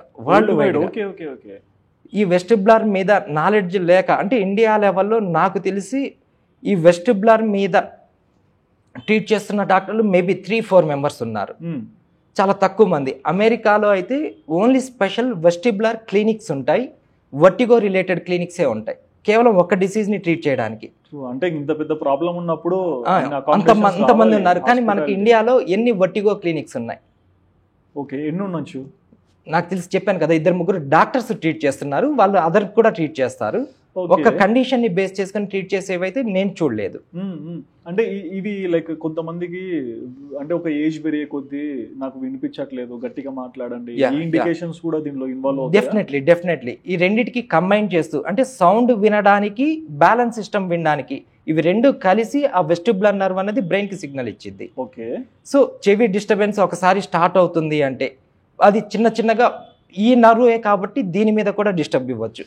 అందుకే ఒక ఏజ్ దాటిన వాళ్ళలో గనక చూస్తే కొంత బ్యాలెన్స్ సిస్టమ్ తక్కువ ఉంటుంది, వాళ్ళు తొందరగా పడే అవకాశాలు, తొందరగా కళ్ళు తిరిగే అవకాశాలు, ఈ శబ్దం తగ్గే కొద్దీ. సో చాలా మంది ఏంటంటే దీనికి ఎవరి కాడికి వెళ్ళాలి? ఫస్ట్ నేను ట్రీట్ చేసేది ఫిజికల్ లెవెల్లో బెస్ట్ ఈఎన్టీ డాక్టర్స్. దీనికి దాని డిజిగ్నేషన్ ఈఎన్టీ వాళ్ళు ప్రాపర్ మెడికేషన్ ఫస్ట్ లెవెల్లో ఇస్తారు. కానీ అక్కడ తగ్గట్లేదు, ఎందుకంటే కొన్నిసార్లు ఈ సెమీ సర్కిల్ కెనాల్లో కొన్ని కాల్షియం డిపాజిషన్స్ ఫామ్ అయిపోతూ ఉంటాయి. దానికి ఒక రైట్ పొజిషన్లో, అంటే ఏ కెనాల్ ఎలా పనిచేసిద్దో తెలిస్తే ఆ కెనాల్లో నుంచి ఆ కాల్షియం ఛానల్ని బయటికి ఎలా తీసుకొని రావాలన్నట్లుగా కొన్ని వెస్టిబులర్ మానోవర్ టెక్నిక్స్ ఉంటాయి. ఓకే, దాన్ని బట్టి చేస్తే చాలా ఫాస్ట్ రిజల్ట్ వచ్చింది. ఇప్పుడు కొంతమందికి నెక్ పెయిన్, బ్యాక్ పెయిన్ ఇలాంటి వాటితో సఫర్ అవుతుంటారు, దానికి డిస్క్ కు ఏమైనా కనెక్షన్ ఉంటుందా? డిస్క్ కి కనెక్షన్ ఉండొచ్చు, చాలా తక్కువ పార్ట్. ఎందుకు అంటున్నానంటే చాలా మంది డిస్కే కదా మేజర్ అని నన్ను అడగచ్చు రేపు వీడియో చూసి. స్పైన్ గనక చూస్తే, అంటే అది నెక్ కావచ్చు, బ్యాక్ కావచ్చు, స్పైన్ అన్నది ఒక డిస్క్తో ఫామ్ అవ్వలేదు. ఒక డిస్క్ కావచ్చు, ఒక చాలా మల్టీ మజిల్స్ ఉన్నాయి ఇక్కడ. మజిల్స్ కావచ్చు, నర్వ్స్ కావచ్చు, జాయింట్స్ కావచ్చు, కొన్ని లిగ్మెంట్స్, టెండాన్స్, వీటిలో ఏ ప్రాబ్లం వల్ల అయినా నెక్ పెయిన్ రావచ్చు, బ్యాక్ పెయిన్ రావచ్చు. డిస్క్ పోర్షన్ చాలా తక్కువ. ఆ తక్కువ పోర్షన్లో మళ్ళీ ఏంటి అంటే అసలు అది అనాటమికల్ డిస్క్ బల్జా, పాథలాజికల్ డిస్క్ బల్జా అంటే అది ఏమైనా డ్యామేజ్ అయితే పాథలాజికల్ కింద చూస్తాం. ఒక వయసు తర్వాత ప్రతి డిస్క్లో ఉండే న్యూక్లియస్ పల్పోజా అంటే డిస్క్ బయట వైపు యానులస్ పల్పోజా అని ఒక లేయర్ ఉంటుంది, అది కొంత హార్డెస్ట్ లేయర్. న్యూక్లియస్ పల్పోజా అని సాఫ్ట్ జెల్ లాగా ఉంటుంది. ఇవన్నీ ఏంటంటే ఒక ఏజ్ తర్వాత డీహైడ్రేట్ అయిపోతుంది nucleus pulposa. According to research 21 to 25 years అయ్యేటప్పటికి మన మెడలో ఉండే న్యూక్లియస్ పల్పోజా కూడా యానులస్ పల్పోజా లాగా కొంత హార్డ్ అయిపోతుంది, ఇంకా జెల్ లాంటిది ఏమి ఉండదు. ఒక 40-45 years తర్వాత లంబాల్లో ఉండే డిస్క్లో కూడా న్యూక్లియస్ పల్పోజా యానులస్ పల్పోజా లాగా హార్డ్ అయిపోతూ ఉంటాయి, ఒక 45-50, అది అకార్డింగ్ టు ఏజ్ వాటిని బట్టి. ఒక ఏజ్ తర్వాత ప్రతి ఒక్కళ్ళ జాయింట్స్ అంటే నీ జాయింట్లో ఉండే సైనోవైల్ ఫ్లూయిడ్ కూడా డీహైడ్రేట్ అయిపోతూ ఉంటాయి, నోపాల నొప్పులు ఇవన్నీ జనరల్గా జరిగేవే. కాబట్టి అది పెద్ద ప్రాబ్లమాటిక్ గా చూడాల్సింది ఏమీ లేదు, ఒక ఏజ్ తర్వాత జరిగే కామన్ ఫ్యాక్టరే అది. బట్ అంటే మీరు ఇంత స్ట్రాంగ్ గా చెప్తున్నారు, కొంతమందిని చూస్తాం సార్, లైక్ యంగ్ ఏజ్ నుంచే చూసుకోవచ్చు, లైక్ ఎక్కువగా male or female sitting job చేసే వాళ్ళైనా ఇంట్లో వర్క్ చేసే ఉమెన్స్ కానీ సయాటికా ఇదేంటంటే ఇక్కడ పడితే కింద అరికాల వరకు నరం నొప్పి ఉందని చెప్పేసి ఎక్కువ మంది చెప్తుంటారు. దీనికి డిస్క్ కి రిలేషన్? అదే చెప్పాను కదా, నేను ఇందాక ఎక్కడో సరిగ్గా చెప్పలేదేమో. అనాటమికల్ డిస్క్ బల్జ్ వేరు, పాథలాజికల్ వేరు. కొందరికి డ్యామేజ్ అయితే ఆ డిస్క్ కనుక డ్యామేజ్ అయితే డిస్క్ అరిగిపోయింది అనేది కూడా అదేనా? అరిగిపోవటం అన్నది కొంత జనరల్ టెర్మినాలజీ అవ్వచ్చు, మెడికల్ టెర్మినాలజీలో డీజనరేషన్ అన్న పదం వాడతాం. డీజనరేషన్ అన్నది వయసు రీత్యా వచ్చింది, డెత్ వేరు, డీజనరేషన్ వేరు. ఒక వయసులో అంటే ఒక వెంట్రుకలు తెల్లబడ్డాయి అంటే దాన్ని ఎలా చెప్పాలి? డీజనరేషన్ అనొచ్చు. ఒక ఏజ్ తర్వాత స్కిన్ ముడతలు పడ్డాయి అంటే ఏం చెప్పాలి? దాన్ని కూడా కొంత ఏజ్ రిలేటెడ్ డీజనరేషన్. సో ఒక ఏజ్ తర్వాత ఒక బోన్లో వచ్చే మాడ్యులేషన్స్, ఒక డిస్క్లో వచ్చే మాడ్యులేషన్స్, అవి చిన్నప్పుడు పిల్లల్లో ఉన్నప్పుడు ఒకలా ఉంటుంది డిస్క్, మిడిల్ ఏజ్లో ఒకలా ఉంటుంది, ఓల్డ్ ఏజ్కి అయ్యేటప్పటికి చేంజెస్ వస్తాయి వాటి చుట్టూ.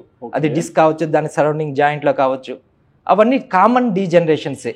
ఏజ్ ఫ్యాక్టర్ లో చెక్ తప్ప భయపడాల్సింది ఏమీ లేదు. చిన్నప్పటి నుంచి వృద్ధాప్యం వచ్చేంత వరకు అది ఏజ్ ఫ్యాక్టర్ లో మార్పులు ఉంటాయి. చిన్నప్పుడు బోన్ ఒకలా ఉంటుంది, పెద్ద అయ్యాక ఒకలా ఉంటుంది, ఒక ఓల్డ్ ఏజ్ లో దాని బోన్ డెన్సిటీ తగ్గిపోవచ్చు. అవును, ఆ టైంలో కొన్ని ఫ్యాక్టర్స్ వల్ల పెయిన్ రావచ్చు తప్ప అదే ఫ్యాక్టర్ కాదు. కొన్ని ఎంటైర్ స్పైన్ లెవెల్లో 20% మాత్రమే డిస్క్ రిలేటెడ్ ప్రాబ్లమ్స్ ఉంటాయి.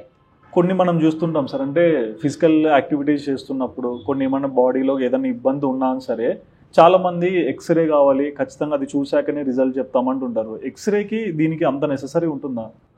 ఇంకా ఎక్స్రే లెవెల్ కన్నా చెప్పాలంటే ఎంఆర్ఐ. మీరు ఎంఆర్ఐలో లాస్ట్ లైన్ కనుక చూస్తే above features are clinically correlate with this symptoms అంటూ ఒక లైన్ మెన్షన్ చేసి ఉంటారు. అసలు అక్కడ ఉన్న డిస్క్ బల్జ్కి ఇతను అంటే ఇప్పుడు ఎంఆర్ఐ రిపోర్ట్లో ఇక్కడ డిస్క్ బల్జ్ ఉంది, ఇక్కడ డిస్క్ బల్జ్ ఉంది, ఇక్కడ ఉంది అని చెప్పింది అంతే. అది పెయిన్ కాజ్ చేస్తుందా లేదా చెక్ చేసుకోమని చెప్తుంది, క్లినికల్ కోరిలేషన్ ఉందా లేదా అని అడుగుతుంది. సో మనం చెక్ చేసిన దాంట్లో ఆ పర్సన్కి దీంతో సంబంధం ఉందా లేదా అన్నదే మెయిన్. అలాగే ఎక్స్రే, ఎంఆర్ఐలు ఇవన్నీ ఏంటంటే డెఫినెట్లీ మస్క్యులోస్కెలిటల్ ప్రాబ్లమ్స్ని ఐడెంటిఫై చేయడంలో 60 to 70% మేజర్లో ఇప్పుడున్న అడ్వాన్స్ టెక్నాలజీలో చాలా బాగా ఫైండ్ చేయొచ్చు. కానీ ప్రతి కేసుని దాంతోనే ఫైండ్ చేయలేము. జస్ట్ లైక్ ఎలాగంటే ఇప్పుడు అతని గెయిట్, అతను ఎలా నడుస్తున్నారు, ఎలా కూర్చుంటున్నారు, ఎలా మూమెంటల్ రిలేటెడ్ పెయిన్స్ వస్తున్నాయి, ఫిజికల్ పొజిషన్, ఇప్పుడు ఫంక్షనల్ మూమెంట్స్లో ఎలాంటి పెయిన్ వస్తుంది, ఈవెన్ ఒక మజిల్ స్ట్రెంత్గా ఉందా వీక్గా ఉందా అనేది ఎంఆర్ఐ చెప్పలేదు. ఇంజురీ అయితే చెప్పగలిగిద్ది, డ్యామేజ్ అయితే చెప్పగలిగిద్ది, ఒక జాయింట్ స్టెబిలిటీ ఉందా లేదు ఎక్కువగా లాక్స్టిసిటీ అంటే ఫ్రీగా కదులుతుందా, ఇది అంతా కూడా మనం మాన్యువల్గా హ్యాండ్స్ ఆన్ అంటే ఫిజికల్ ఎగ్జామినేషన్లోనే చెప్పగలం. మీరు ఆర్థోపెడిషియన్స్ చూసినా, కొందరు ఫిజియోస్ని కనుక చూసినా వాళ్ళు మస్క్యులోస్కెలిటల్ ఎగ్జామినేషన్ చేసి దాన్ని పూర్తి డయాగ్నోస్ చేయగలరు. కొంతమందికి బ్యాక్ పెయిన్ వచ్చిందంటే పూర్తిగా బెడ్ రెస్ట్ ఇవ్వాలంటారు, కొంతమందికి యోగా పొజిషన్స్ కొన్ని చెప్పేసి ఇలా ప్రాక్టీస్ చేయండి అని చెప్తుంటారు. సో బేసిక్గా బ్యాక్ పెయిన్కి ఎలాంటి రెమెడీ మీరు చెప్తారు? ఇలా ఏం చెప్పాలంటే ఇప్పుడు నిదానమే ప్రధానం అని ఉంది, ఆలస్యం అమృతం విషయం అని ఉంది. 2 సెంటెన్స్ కనుక చూస్తే రెండిట్లో ఏది కరెక్ట్ అంటే ఎలా చెప్పగలం? ఆ సమయాన్ని సందర్భాన్ని బేస్ చేసుకొని మనం చెప్పాల్సి ఉంటాయి. WHO ఏం చెప్తుంది అంటే ఒక సివియర్ బ్యాక్ పెయిన్ వస్తే 3 to 4 days దాకా రెస్ట్ తీసుకోమని చెప్తుంది. WHO స్టేట్మెంట్ కంపల్సరీ రెస్ట్ తీసుకోవాలి సివియర్ పెయిన్ కనుక వస్తే. అంటే దాని మీనింగ్ ఏంటి? 3-4 days తర్వాత ఏం చేయమంటుంది? కదిలియటం స్టార్ట్ చేయమంటుంది. 3-4 days దాకా డెఫినెట్లీ రెస్ట్ తీసుకోవాలి.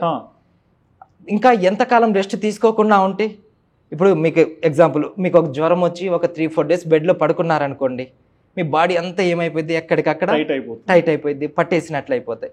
4 days మించి కనుక ఇంకా రెస్ట్ తీసుకుంటుంటే ఆ బ్యాక్ పెయిన్కి ఇంకా హార్మ్ చేసిన వాళ్ళు అవుతారు.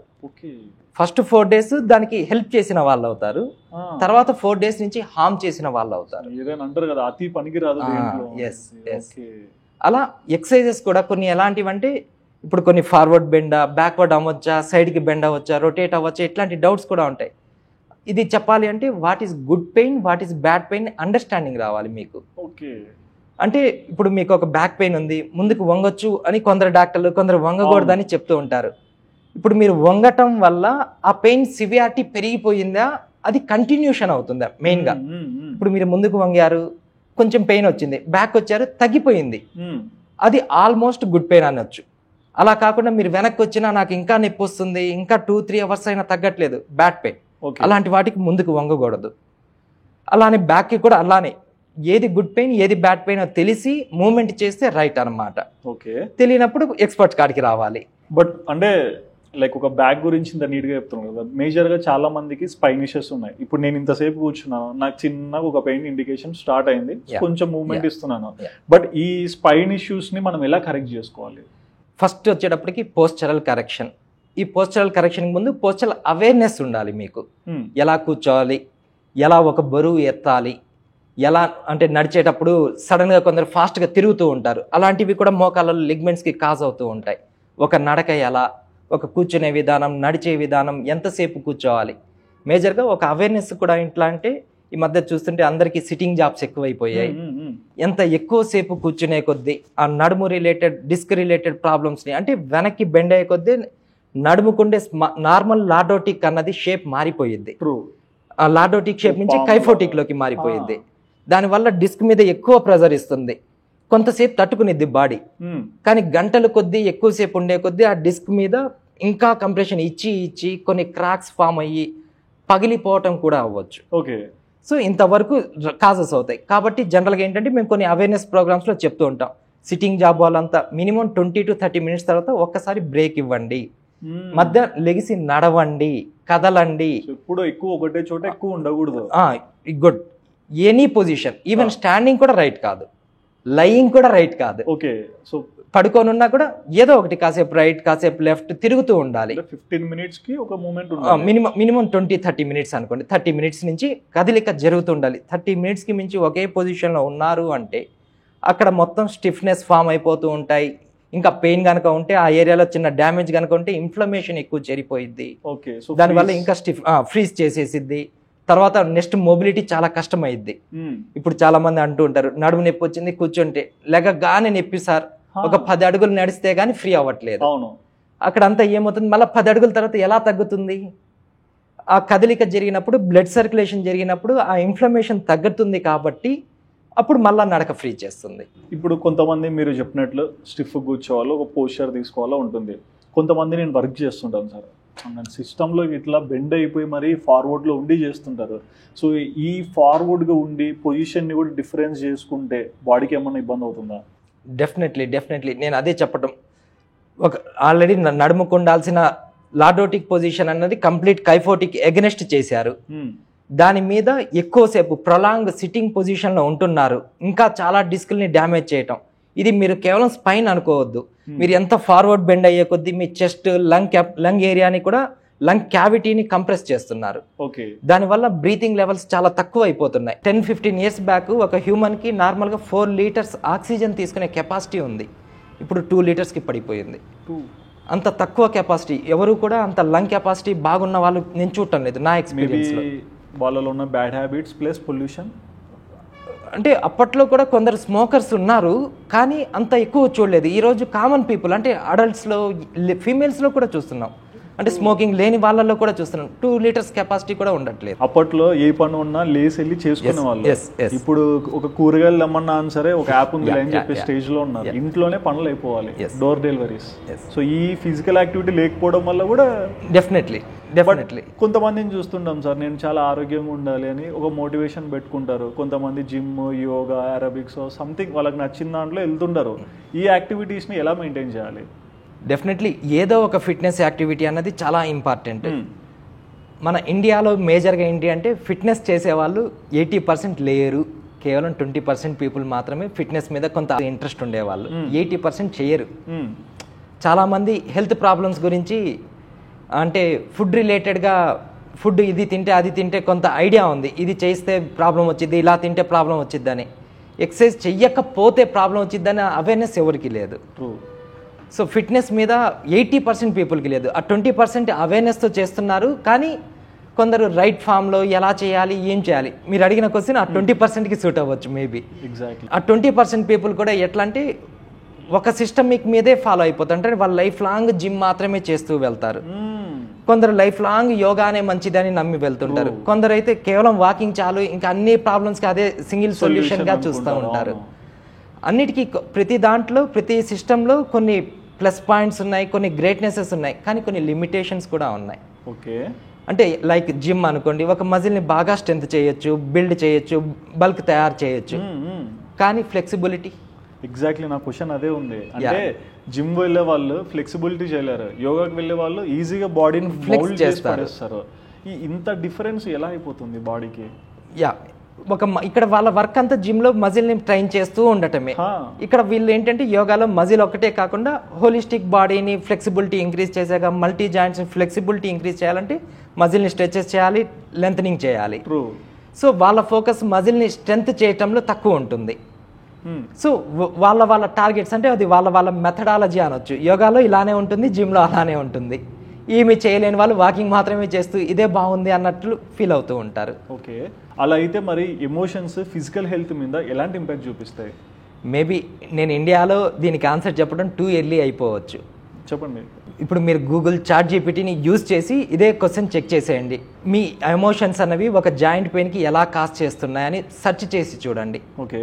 విత్ ఎవిడెన్స్ కూడా, ఇది నేను నాన్ సైంటిఫిక్గా చెప్పట్లేదు, విత్ ఎవిడెన్స్ కూడా చెక్ చేసి చూడండి. చివరికి ఎలా అంటే ఒక పెయిన్ షార్ప్గా వస్తే ఏ టైప్ ఎమోషన్, పట్టేసినట్లు వస్తే, మంటగా వస్తే, గుచ్చినట్లు వస్తే, ఇలా ఒక్కొక్క పెయిన్ ఆల్రెడీ నీ జాయింట్లో డిఫరెంట్ టైప్ ఆఫ్ పెయిన్ కూడా ఒక్కొక్క ఎమోషన్ని కాజ్ చేస్తాయి. ఓకే. Stations, sub stations. మీకు అండర్స్టాండింగ్ అంటే ఇప్పుడు ఒక డిప్రెషన్లో ఉన్నవాడికి ఒక గుండె అనే ఆర్గాన్ ఎలా డ్యామేజ్ చేస్తుంది డిప్రెషన్లో ఉండే వాళ్ళకి, అలానే కొన్ని లివర్ కావచ్చు, కొన్ని ప్రతి దాంట్లో కూడా ఈ ఎమోషన్ ఫ్యాక్టర్ చూసిద్ది. So everything is interlink. ఇప్పుడు మీరు అదే హ్యాపీ మూడ్లో లేదా ఒక జాయ్ఫుల్లో కనుక ఉంటే మీరు చెస్ట్ ఓపెన్ చేసుకొని నడుస్తారు. అదే డిప్రెషన్లో ఉంటే మీ చెస్ట్ ఎలా ఉంటుంది, మీ పొజిషన్ ఎలా ఉంటుంది, డల్నెస్ ఎలా ఉంటుంది, మీ పోస్చర్ మీద ఎందుకు చూపిస్తుంది ఈ ఎమోషన్. సో ప్రతి ఎమోషన్ ప్రతి జాయింట్ల మీద, మజిల్స్ మీద చూపిస్తాయి. ఓకే. సో నేను ఇంకా ఎక్కువ డీటెయిల్గా దీంట్లో ఇప్పుడు చెప్పను, మళ్ళీ టైం వచ్చినప్పుడు ఎప్పుడన్నా మాట్లాడదాం. ఓకే. కొంతమంది ఇప్పుడు హెల్తీ డైట్స్ ఇవని చెప్పేసి ప్రాక్టీస్ చేస్తుంటారు, న్యూట్రిషన్స్ చెప్పినట్టే వింటుంటారు. సో మీ ప్రకారము ఈ ఫుడ్ అనేది ఏ రకంగా తీసుకోవాలి, ఎట్లా కన్జ్యూమ్ చేస్తే హెల్తీగా ఉంటారు? మెయిన్గా ఫిజికల్ దాంట్లో వచ్చేటప్పటికి డైట్ అన్నది ఎలాంటిదంటే మోర్ దాన్ 50% అని చెప్తాను నేను. ఎందుకంటే నేను ఒక ఎక్సర్సైజ్ ఏదో ఒక డంబెల్ తీసుకొని స్ట్రెంథనింగ్ చేపిస్తే స్ట్రెంత్ అవుతూ ఉంది, కానీ దానికి ఫుడ్ ఇవ్వకపోతే, ఒక బండిని నేను ఎంతకాలం నెడుతూ పోతాను పెట్రోల్ లేని బండిని. సో డెఫినెట్లీ ఇంటర్నల్ స్ట్రెంత్ అవ్వాలి అంటే ఫుడ్, డైట్. స్పెషల్గా క్లినికల్ సైడ్ కనుక చూస్తే డిఫరెంట్ ఒక మజిల్కి ఎలాంటి డైట్ ఇవ్వాలి, ఒక జాయింట్కి ఎలాంటి డైట్ ఇవ్వాలి, ఒక బోన్ స్ట్రెంత్కి ఎలా ఇవ్వాలి, ఒక నర్వ్కి ఎలాంటి స్ట్రెంత్ ఇవ్వాలి, ఒక్కొక్క ఆర్గాన్కి ఎలాంటి డైట్ ఇవ్వాలి, ఇలాంటివన్నీ కూడా డైట్ మేజర్ రోల్ ప్లే చేసిద్ది క్లినికల్ సైడ్లో. ఓకే. హోలిస్టిక్ అన్నది వేరు. కొన్ని డైట్స్ ఉంటాయి, చాలా బేసిక్ డైట్స్ అంటే ఏవైనా తినొచ్చు, ఒక లిమిట్గా తినండి ఇలా ఉంటాయి. కానీ క్లినికల్ డైట్ వచ్చేటప్పటికి చాలా స్పెసిఫిక్గా వెళ్ళాల్సి వచ్చింది. ఓకే. నాకు అన్నిటికన్నా బాగా నచ్చిన డైట్ అని చెప్పాలంటే న్యాచురోపతి రిలేటెడ్ డైట్. ఎందుకంటే కొన్ని డైట్స్ కొన్నిటినే టార్గెట్ చేస్తూ ఉంటాయి, కొంతకాలం మాత్రమే. ఎక్కువ కాలం బెస్ట్గా ఫాలో అవ్వాలి అంటే న్యాచురోపతి రిలేటెడ్ డైట్స్ చాలా బాగుంటాయి. అవి డిసీజ్ రిలేటెడ్గాను తగ్గిస్తాయి. లైక్ బాడీలో కొన్ని టాక్సిన్స్ ఫామ్ అయిపోతున్నాయి, వాళ్ళకి కొందరికి జింజర్ ఎంత వాడాలి, గార్లిక్ ఎంత వాడాలి, ఆమ్లా ఎంత వాడాలి, యాంటీ ఇన్ఫ్లమేటరీగా ఎలా పనిచేస్తాయి, టాక్సిన్స్ని ఎలా రిమూవ్ చేయాలి, ఇటు స్ట్రెంత్ డెవలప్ చేయడానికి, టాక్సిన్స్ రిమూవ్ చేయడానికి 2 రకాలుగా కూడా పనిచేస్తాయి. అండ్ న్యూరోమస్కులర్ స్కెలిటల్ ప్రాబ్లమ్స్ ఆయుర్వేదకి రిలేషన్ ఏంటి? ఇది చెప్పాలి అంటే ఇది ఆయుర్వేదాలో ఎప్పటి నుంచో ఉన్నదే. ఈరోజు కొత్తగా న్యూరో మస్కులో స్కెలిటల్ ప్రాబ్లమ్స్ని ట్రీట్ చేయట్లేదు. అది వాళ్ళు వాత పిత్త కఫ అని ఒక ఆయుర్వేదిక్ కనుక వెళ్తే పల్స్ డయాగ్నోస్లో వాత ఇది మీ vata related problem, pitta related problem, kapha related problem అని డయాగ్నోస్ చేస్తుంటాడు. వాత ఏదైతే ఉందో మేజర్గా జాయింట్ రిలేటెడ్ ప్రాబ్లమ్స్లో కీళ్ళ వాతం అంటారు, పక్షవాతం అంటారు. ఈ వాతం అన్ని వాతం రిలేటెడ్గా వచ్చేవి, నరాలకి సంబంధించినవి, జాయింట్స్కి సంబంధించినవి. ఇది ఎప్పటి నుంచో ఉన్నది ఆయుర్వేదిక్లో. మనకు గనక కేరళలో గనక చూస్తే చాలా నడుము నొప్పులకి, పక్షవాతాలకి అక్కడికి వెళ్ళి మసాజులు తీసుకుంటుంటారు కేరళలో. మనకు ఆంధ్ర తెలంగాణలో చాలా తక్కువ క్లినిక్స్ ఆయుర్వేదిక్ రిలేటెడ్గా మస్కులోస్కెలిటల్ మీద వర్క్ చేస్తున్నాయి. ఓకే. సో నేను ఆల్రెడీ చాలా వాటిలో అబ్జర్వ్ చేశాను అనమాట. చెప్పాను కదా నా పిహెచ్డి థీసిస్ అంతా కూడా దీని మీద ఎక్కువ జరిగిందని. ఆ టైంలో జాయింట్ని ప్రాపర్ పొజిషన్లోకి సెట్ అయ్యేలాగా ట్రీట్ చేసిన తర్వాత అది స్టెబిలిటీ అవ్వాలంటే దాని సరౌండింగ్ స్ట్రక్చర్స్ అంటే మజిల్స్, టెండాన్స్ అన్నీ కూడా స్ట్రాంగ్ అవ్వాలి. నేను ఎక్సర్సైజెస్ నుంచి స్ట్రాంగ్ చేస్తున్నాను, కానీ ఇంటర్నల్గా స్ట్రాంగ్ అవ్వాలి అంటే, ఒక మజిల్ హార్డ్నెస్ ఫ్రీ అవ్వాలి అంటే, ఇలాంటి వాటికి ఆయుర్వేదిక్లో చాలా లూబ్రికెంట్స్, కొన్ని ఆయిల్స్ ఉంటాయి, చాలా బాగా హెర్బ్స్ ఉంటాయి దాన్ని స్ట్రెంత్ చేయడానికి, దానికి కొన్ని మజిల్స్ని ఫ్రీ చేయడానికి, జాయింట్లో లిక్విడిటీ తగ్గిపోయినప్పుడు ఆ ఫ్లూయిడిటీ ఇంక్రీజ్ అవ్వడానికి ఆయుర్వేదిక్ మెడికేషన్ కూడా నాకు వన్ ఆఫ్ ద సపోర్ట్గా పెట్టుకున్నాను. ఇక్కడ ఆయుష్మాన్లో ఆయుర్వేదిక్ కూడా చాలా బాగా హెల్ప్ చేస్తాయి. కాకపోతే అవి కొన్ని జాయింట్ కరెక్షన్ చేయలేవు. కొంతవరకు చాలామంది కేరళలో బాగుపడలేదంటే చాలామంది బాగుపడ్డారు, కానీ కొందరు బాగుపడలేదు. ఆ కొందరు వేరు, వాళ్ళ joint related problems, muscle related ప్రాబ్లమ్స్కి ఆయుర్వేదిక్ మసాజెస్ ఇవన్నీ చాలా బాగా హెల్ప్ చేస్తాయి. మరి ఫిజికల్ ప్రాబ్లమ్స్ ఇలాంటివి వస్తుంటాయో సార్, వాటికి న్యాచురోపతి ఎంతవరకు హెల్ప్ అవుతుంది? న్యాచురోపతి బేసిక్ ప్రిన్సిపల్స్ కనుక చూస్తే, ఒక డిసీజ్ వచ్చింది, ఒక డిజార్డర్ వచ్చింది అనగానే ఫస్ట్ వాళ్ళు చూసేది ఏంటి అంటే అక్యుమిలేషన్, స్టాగ్నేషన్. ఆ బాడీలో అక్కడ ఏమి చేరిపోవటం వల్ల, ఏ చెడు చేరటం వల్ల అక్కడ ఆ ప్రాబ్లం వస్తుంది. ఆ చెడుని ఎలా క్లియర్ చేయాలనేది ఫస్ట్ ఫోకస్. ఒక జాయింట్లో ప్రాబ్లం వస్తుంది అంటే ఆ జాయింట్లో ఎలా డిటాక్సిఫికేషన్ చేయాలి, ఆ చెడు ఎక్కడి నుంచి ఎలా తీసేయాలన్నదే వాళ్ళ టార్గెట్. ఒక చెడు పోకుండా మంచి ఎలా చేరుతుంది? కష్టం. ఆల్రెడీ చెప్తారు కదా, ఒక టీ కప్లో టీ ఫుల్గా ఉంటే మీరు ఇంకా ఏమి ఇవ్వగలరు? ఓవర్ఫ్లో. సో అలా ఆ చెడుని ఫస్ట్ తీయాలి. డిటాక్సిఫికేషన్ ట్రీట్మెంట్స్ న్యాచురోపతిలో చాలా బాగుంటాయి. జలనేతి అని, సూత్రనేతి అని, వామన క్రియలని, ఎనిమా ట్రీట్మెంట్స్ అని, టోటల్ బాడీ డిటాక్సిఫికేషన్ ట్రీట్మెంట్స్ చాలా బాగుంటాయి. ఓకే. సో అప్పుడు ఎప్పుడైతే ఆ చెడు తీస్తామో, మీరు ఏ డైట్ ఇచ్చినా, ఏ మెడికేషన్ ఇచ్చినా పని చేయాలంటే ముందు చెడు ఉంది, ఆ చెడు తీసేయాలి. దాని తర్వాత వీళ్ళ దాంట్లో ఎనర్జీ ట్రీట్మెంట్స్ కొన్ని బాగుంటాయి. అంటే ఆక్యుపంచర్, సుజోకు, సీడ్ థెరపీ, అలానే కొన్ని టబ్ బాత్ అని, హిప్ బాత్ అని మేజర్గా మా క్లినిక్లో ఎక్కువ ఫాలో అవుతుంటాం. Ozone related treatments, colon detoxification treatments, ఇలా ఒంట్లో నుంచి చెడుని తీసేసి ఎనర్జీ లెవెల్స్ని పెంచేలాగా. అప్పుడు కానీ ఆ ఎనర్జీ న్యాచురల్ ఎనర్జీ అయితే దానంతటా అదే రికవరీ అయ్యిద్ది. ఓకే. మనం ఎంత చేసినా కొన్ని టెంపరీ, ఇందాక చెప్పినట్లు రిలీఫ్ వేరు, క్యూర్ వేరు. కొంత రిలీఫ్ ఇవ్వచ్చు స్పాట్లో, కానీ క్యూర్ అవ్వాలంటే న్యాచురల్గా లోపల నుంచి బాగా అవ్వాలి. సో ఇలాంటి వాటికి ఇది ఎప్పటి నుంచో ఏన్షియంట్ మెథడాలజీ, అంటే ఈక్వల్ టు ఆయుర్వేదిక్ అని చెప్పొచ్చు. కాకపోతే ఇక్కడ నా పర్సనల్ ఫీలింగ్ ఏంటి అంటే, సుశ్రుత సంహితలో చాలామంది సర్జరీ అప్పట్లోనే ఉంది, అది డాక్టర్లు అప్పుడే ఆయుర్వేదిక్లో ఉంది అని నమ్ముతారు. అలాగే కొన్ని మెడికేషన్స్, చాలా మంచి మంచి రెమెడీస్ ఉన్నాయి కార్డియాక్ ప్రాబ్లంకి, ఇవన్నీ నమ్ముతారు. మరి వాళ్ళే చెప్పిన చాలా క్రియాస్ ఉన్నాయి, జలనేతి చేయండి, సూత్రనేతి చేయండి, ఇలా వామన క్రియ చేయండి, ఇలా ఎనిమా ప్రొసీజర్ చేసుకోండి, బాడీ డిటాక్సిఫికేషన్ చేయండి అని. మరి వాళ్ళందరూ సర్జరీతో అది బాగా పని అయితే ఎందుకు చెప్పారు? మెడిసిన్తో బాగా పని అయితే ఇవన్నీ ఎందుకు చెప్పారు? నేను ఇందాక చెప్పినట్లు ప్రతిదానికి కొన్ని లిమిటేషన్స్ ఉన్నాయి. కొన్నిటికి సర్జరీనే కావాలి, కొన్నిటికి మెడికేషనే కావాలి, కొన్నిటికి ఇలాంటి డిటాక్సిఫికేషన్ ప్రొసీజర్సే కావాలి. మరి ఇప్పుడు మస్కులోస్కెలిటల్ ప్రాబ్లమ్స్ ఉంటాయి, వీటికి హోమియోపతి హెల్ప్ అవుతుందా? హోమియోపతి ఒక కేసు అసెస్మెంట్ ఎలా జరిగిద్దన్నది ఐడియా కనుక ఉంటే మీకు దీనికి ఆన్సర్ చాలా ఈజీ అయిపోయింది. వాళ్ళు కేసు అసెస్మెంట్ చేసేటప్పుడు 3 బేసిక్ ప్రిన్సిపల్స్ని ఫాలో అవుతారు. First construction, second emotion, third present symptom. Construction అంటే మీ శరీర నిర్మాణం ఎలా ఉంది, మీరు దృఢంగా ఉన్నారా, వీక్గా ఉన్నారా, మీరు స్ట్రాంగ్ పర్సనాలిటీనా కాదా, మీ హైట్ ఏంటి, ఈ జాయింట్ పెయిన్కి ఎలా పనిచేస్తుంది, ఏ ప్రాబ్లం క్రియేట్ చేస్తుంది అన్నది చెక్ చేస్తారు. కేవలం మిమ్మల్ని కాదు, మీ పేరెంట్స్ ఎలాంటి వాళ్ళు, వాళ్ళ ఫిజికల్ పర్సనాలిటీ ఏంటి, ఫిజికల్ పర్సనాలిటీ వాళ్ళు ఎలా ఉన్నారు, ఎంత లావుగా ఉంటారు, ఇది జీన్ నుంచి వచ్చిందా అన్నట్లుగా మీ గ్రాండ్ పేరెంట్స్ దగ్గర నుంచి చెక్ చేసుకుంటూ వాళ్ళని అడిగి వాళ్ళకి ఉన్నాయా, ఈ ప్రాబ్లమ్స్ ఉన్నాయా. ఇప్పుడు లేటెస్ట్ మెడికేషన్స్ అన్నీ జీన్ రిలేటెడ్ డిసీజెస్ అని చెప్తున్నారు. ఇది హోమియోపతిలో 200 years బ్యాక్ నుంచి ఉన్న సిస్టమే. ఓకే. వాళ్ళ కేస్ అసెస్మెంట్లో వాళ్ళ జెనెటికల్గా ఉన్న మొత్తం డేటా తీసుకుంటారు. ఇది ఫస్ట్ ప్రిన్సిపల్ వాళ్ళ దాంట్లో. సెకండ్ ప్రిన్సిపల్ వచ్చేటప్పటికి ఎమోషన్స్. నేను ఇందాక చెప్పాను కదా, ఎమోషన్స్ అన్నవి వీళ్ళ దాని మీద ఎలా పనిచేస్తున్నాయని. మీకు కోపం వచ్చిద్దా, వాళ్ళ రెగ్యులర్ అది చిన్న జలుబుతో వెళ్ళండి, మీరు మోకాలు నొప్పితో వెళ్ళండి, మీకు ఎలాంటి ఎమోషన్స్ ఉన్నాయి, మీకు చివరికి రాత్రిపూట ఎలాంటి కళలు వస్తాయి, ఈ కళలో ఎలాంటి ఎమోషన్స్ పలుకుతూ ఉంటాయి, మీకు కోపం వచ్చినప్పుడు ఏం చేస్తుంటారు, ఇలాంటివి కూడా అడుగుతారు. అరే ఇది నీ పెయిన్ కదా, నీ పెయిన్కి నా ఎమోషన్స్తో ఏం సంబంధం, నా ఫీలింగ్స్తో ఏం సంబంధం అన్నట్లు మనం అనుకుంటూ ఉంటాం. వాళ్ళకి ఏంటంటే కేస్ స్టడీలో వాళ్ళ ఎమోషన్స్ ఈ జాయింట్ మీద ఎలా పనిచేస్తుంది, ఈ ఆర్గాన్ మీద ఎలా పనిచేస్తుంది, ప్రతిదీ ఇప్పటి నుంచి కాదు 200 years నుంచి వాళ్ళ హోమియోపతిలో అంత డెప్త్గా వెళ్ళి అబ్జర్వ్ చేస్తారు. ఆ ఎమోషన్స్ పాస్ట్ ఎమోషన్స్ కాకుండా ఈ డిసీజ్ వచ్చినప్పటి నుంచి వీళ్ళ ఎమోషన్స్ ఎలా మారాయి, వీళ్ళకి ప్రతి దానికి చికాకు పెరిగిపోయిందా, ఇది వచ్చినప్పటి నుంచి కోపం పెరిగిపోయిందా, ఈవెన్ ఫిజికల్ దాంట్లో కూడా ఒక 3 months దాటినటువంటి ఎనీ ఫిజికల్ పెయిన్ సైకలాజికల్ పెయిన్గా కన్వర్ట్ అయింది.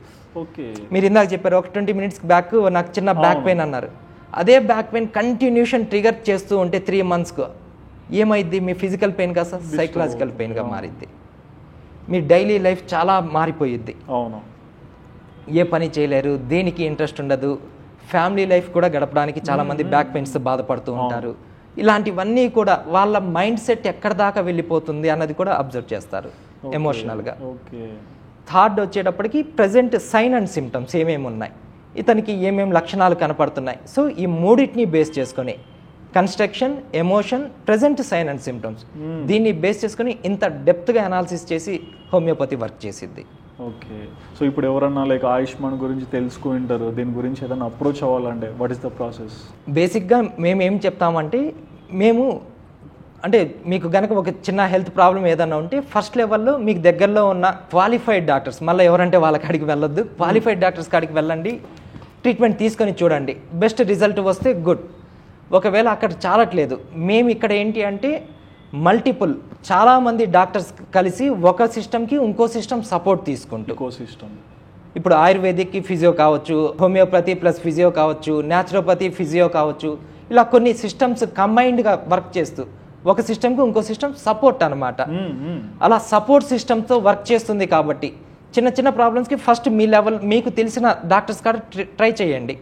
అక్కడ ఎక్కడ తగ్గట్లేదు, మెయిన్గా క్రానిక్ పెయిన్స్ అంటే ఎక్కువ కాలంగా సఫర్ అవుతేటప్పుడు బాడీలో ఒక ఫిజికల్ పార్ట్గా చూడట్లేదు, మేము టోటల్ బాడీని ఒక హోలిస్టిక్ బాడీగా చూస్తున్నాం. కాబట్టి హోలిస్టిక్గా ట్రీట్ చేయడానికి చాలా డిపార్ట్మెంట్ సపోర్ట్ తీసుకొని ట్రీట్ చేస్తున్నాం. కాబట్టి క్రానిక్ పెయిన్స్ ఎక్కడ తగ్గని ప్రాబ్లమ్స్ వాళ్ళే మా దగ్గరికి రండి. ఓకే, మేజర్గా ఏంటంటే మాకు కొంత పబ్లిక్ నుంచి చిన్న చిన్న వాటికి కూడా వస్తున్నారు. ముందు ఫస్ట్ లెవెల్ మీరు అక్కడ ట్రై చేసి చూడండి. నేను ఓపెన్గా చెప్తున్నాను, మనకు ఆంధ్ర తెలంగాణలో చాలామంది ఎక్స్పర్ట్ డాక్టర్స్ ఉన్నారు, చాలా బాగా ట్రీట్ చేసే వాళ్ళు ఉన్నారు. ఫస్ట్ అక్కడికి వెళ్ళండి. అక్కడ తగ్గకపోతేనే మీ క్రానిక్ పెయిన్స్ కానీ లేదా మల్టిపుల్ డిజార్డర్స్ ఉంటే అలాంటి వాళ్ళే మా దగ్గరికి రండి. ఇక్కడ చాలామంది సపోర్టింగ్ సిస్టమ్స్తో అలాంటి కేసెస్ మీదే లాస్ట్ 2 yearsగా మేము ఇక్కడ చాలామంది వెల్ ట్రైన్డ్ అయ్యి దాని మీదే ఎక్స్పీరియన్స్ ఉన్న డాక్టర్స్ ఉన్నారు.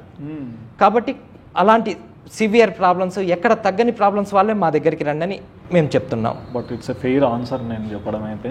But thank you so much sir, అంటే బిజీ ఉన్నప్పటికీ టైం ఇచ్చి చాలా విషయాలు షేర్ చేసుకున్నందుకు. సో చూస్తున్నారు కదండి, బయట మనం అంటే ఫిజియోథెరపీస్ అని చెప్పేసి ఫిజియోస్ రిక్వైర్మెంట్ ఉందని చెప్పేసి చాలా క్లినిక్స్కి వెళ్తుంటాం. బట్ ఎందుకు వెళ్తున్నాం, ఏం ట్రీట్మెంట్ చేస్తున్నారు, ఎక్కడ మీకు ట్రీట్మెంట్ జరుగుతుంది, ఆ పరిస్థితి ఏంటి, ఆ సిచ్యువేషన్ ఏంటి, ప్రతి ఒక్కటి కూడా మీరు గమనిస్తేనే మీకు ఒక రిజల్ట్స్ అనేవి కూడా పాజిటివ్గా కనిపిస్తుంటాయి. మరి ఈ ఇంటర్వ్యూ చూసాక షఫీ గారు చెప్పిన మాటలు విన్నాక మీకు ఏమనిపించిందో మీ ఒపీనియన్ తప్పకుండా కమెంట్ సెక్షన్లో మెన్షన్ చేయండి. And please do subscribe our channel Aadhan for more updates.